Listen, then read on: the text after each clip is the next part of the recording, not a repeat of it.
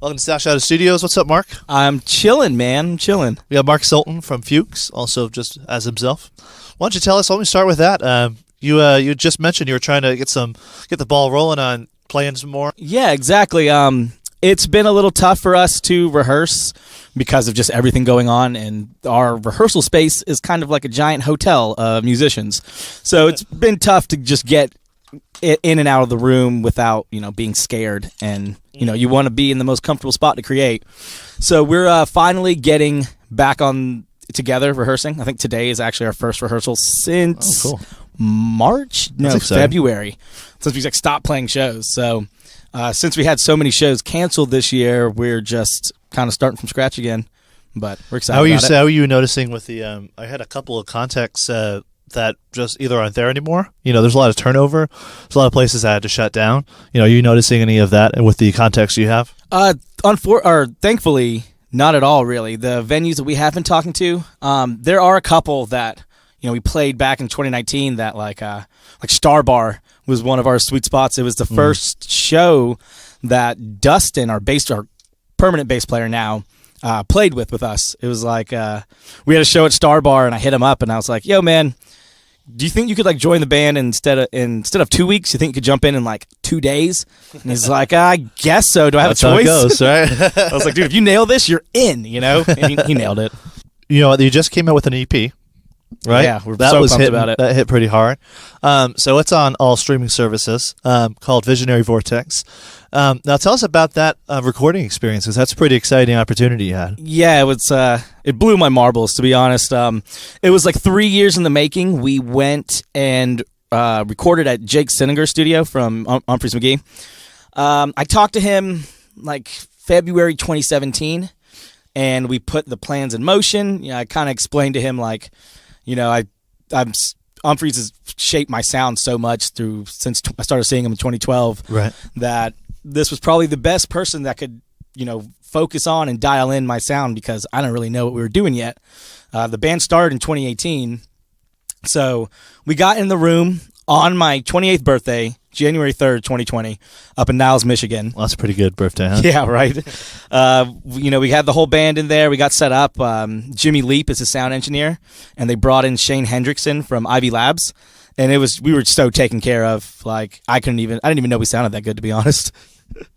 Yeah, I heard a lot of the sounds. There's a rawness to it but that the quality's there, so that it's kind of got this kind of honest feel to it. The music, you know what I mean? What I'm saying with that? Right. Yeah, we tried to really focus in on just how our live shows sound, because we've played a little shy of 100 shows since 2018. But with no professional recorded workout. Right, so right. It's all been based off of people seeing our live videos and being like, "Oh, I want to check that out." Right. Instead of normally you'd be like, "Oh, check out my Spotify. Do you want to hire exactly. me?" So This was to really showcase that, this is what you guys like and love. We're just going to put it on an album. No, so was it all entire? Imagine there was some form of layering, or was it all live? Absolutely. There was layering for sure. We have probably 5 different key parts going on. Right. Because I noticed some atmospheres happening there. Yeah. Dylan, is it Porper? I'm sorry. Porper, yeah. Yeah, Porper, excellent keyboard player. You'll hear it when you listen. But go ahead. Yeah, he's actually got a funny story too. It was 'Twas the Night After Christmas, December 26, 2019. We played a show at the Claremont Lounge, our first strip club show. All right, there you go. And our keyboard player at the time, he was our second keyboard player. Dylan was our original one. There just wasn't enough time in both of our schedules to make it happen at first, but we ended up firing our last keyboard player on stage. Oh my. And it was a wild night. And I hit up Dylan the next day. I'm like, he's in Florida on Christmas break. I'm like, "Yo, man, I know you haven't played with us in 6 months. You haven't played with this lineup before. So, but you want to go to Niles, Michigan in 2 weeks?" So the first time this band actually played together with these current members was the first night at Jake's studio. May I ask what happened? How does that happen? Alcohol. Booze. Alcohol and titties, Just not able to perform. Yeah, it's sometimes you look back on it and you see it was a long time coming, but then you start to realize that everything really does happen for a reason. So we were very happy about what happened. At the time, not at all. How was the Claremont Lounge to play at? I've never played there before. They take care of you? It's actually one of the most fun experiences I've had. I've never been on stage and just had, dollar bills just flying at my face at all times. All right. Hell yeah. Seeing girls like dance to the music, which is, I don't declare our music strip club music. It's not She's My Cherry Pie, but hey, I mean, it doesn't hurt the vibe. Yeah, exactly. So it was a really good time, all things aside. Well, let's go along that line with what do you think is probably your favorite? Your favorite show to date? It wasn't. I thought I saw maybe. It probably would have been summer camp. He would. Fuchs was set to play summer camp before it was canceled, rescheduled for next year, right? We are still in the lineup, yeah. But so that probably would have been your answer now had it. Right, absolutely. But wasn't there one? I think it was an after party that you posted about. That was a great show. That is actually probably my favorite show to date. Anytime I step into aisle 5 one is one of my favorite spots. I love that venue. But this show was October 17th, 2019, so almost a year ago. We played a bunch of official Humphreys after parties, but this one kind of stuck out because it was at the Georgia Theater, which is one of my favorite spots. I love the Georgia Theater. Right, it's just a beautiful venue. Humphreys throws down there because it's so small compared to what they draw out usually, so it's hard to get tickets. Mm-hmm. But we played the first after party up on top of the roof for a free show. That's right. And didn't somebody sit in with you or something? Yeah, we had Joel Cummins from Humphreys sitting with us, their keyboard player. We also had their lead merch guy, Sam Sutton, who's like a big brother to me. Mm-hmm. And he kind of made it all happen. We covered a song by Tyler Childers called Feathered Indians, and it was the first time Fuchs has ever even played a song of that genre. Mm-hmm. So what genre? What was the song? It's called Feathered Indians by Tyler Childers. He's kind of like outlaw country. Okay. Yeah, great songwriter. He did a tour with Sturgill Simpson, and his name got really out there too. Oh, cool. Yeah, like the little slap sound, like almost rockabilly or no? Not really rockabilly. It's more like in a Johnny Cash state, but modern. Okay. Yeah, but his lyrics and his songwriting is just from the heart. You can just tell. That's what matters, right? Yeah. So basically, Sam is like, Mark, I'm ready to sit in. And I was going to hopefully do an original Fuchs song with Joel. We had talked about it, but Sam was like, yo, he's not, this is our moment if you want to have Joel sit in. It's like now or never. So I was like, bring him up. Let's do Feathered Indians. Like, I'm not missing that. Yeah.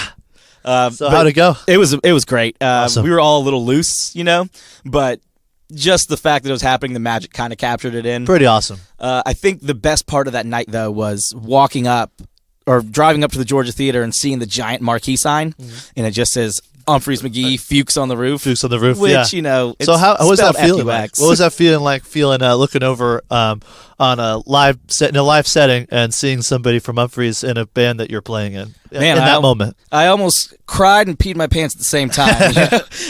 Pretty cool. Yeah, it was a whirlwind of emotions for sure. I hear they're very nice guys. They really are. The best guys in the business. Yeah?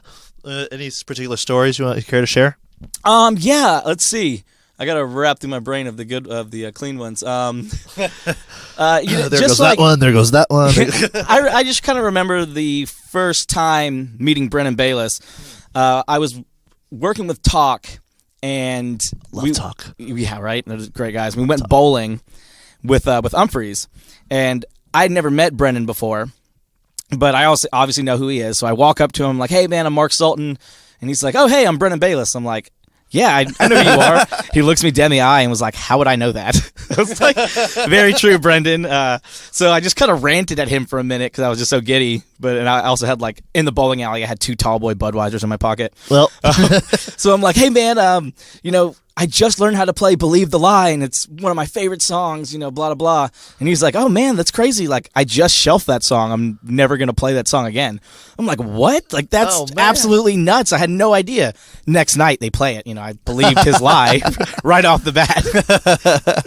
I can imagine. It's hard to put yourself in that headspace where there's that many people that are that into what you're doing and that want to meet you, want to be your friends. Yeah, they're so modest and nice, but he did drop a line on me that made me relate because I also have no idea what that could feel like.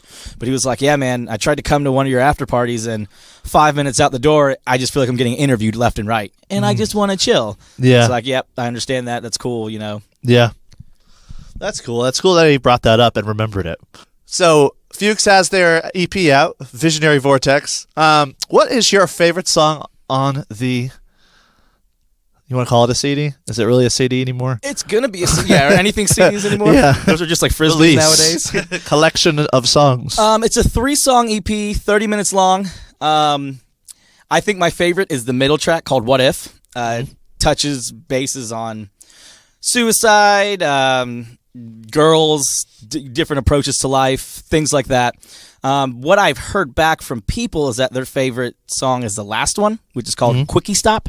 Quickie Stop. And that's just about one-night stands. Really. Well, sometimes people just want to talk about the easy stuff. I'm glad that there's more depth to the album, and I'll have to re-listen with that in mind. That's really cool. Yeah, and then our first track is called "Stuck Inside." I wrote the vocal delivery there. Thank you. With the multiple different takes and the kind of whispering, like it's like you're in a room. Battle inside your head a little bit. Yeah, exactly. I wrote it to be about being, going into the music industry and realizing that you're going to be there.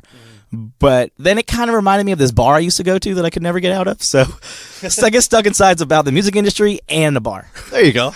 Shout out to Varners. There you go, Varn. Mark, I understand that you're going through something pretty incredibly difficult in your life with what your mother's going through. Do you care to speak on that at all and bring awareness to it for other people? Yeah, for sure. This whole year has been a whirlwind. But it was also a really odd time. About 2 months ago, my mom was diagnosed with cancer. I believe that the reason it's gotten so serious is because she's very, like, a beautiful woman, very fit. She looks like she's 30 when she's 57 now. But she was having a pain in her stomach for like a year and a half, and they misdiagnosed her twice. I think because she speaks broken English and is a good-looking woman, and they were just like, you need to stop working out so much. That's pretty much what it is. And then she started coughing blood, so that's when they decided to take it seriously.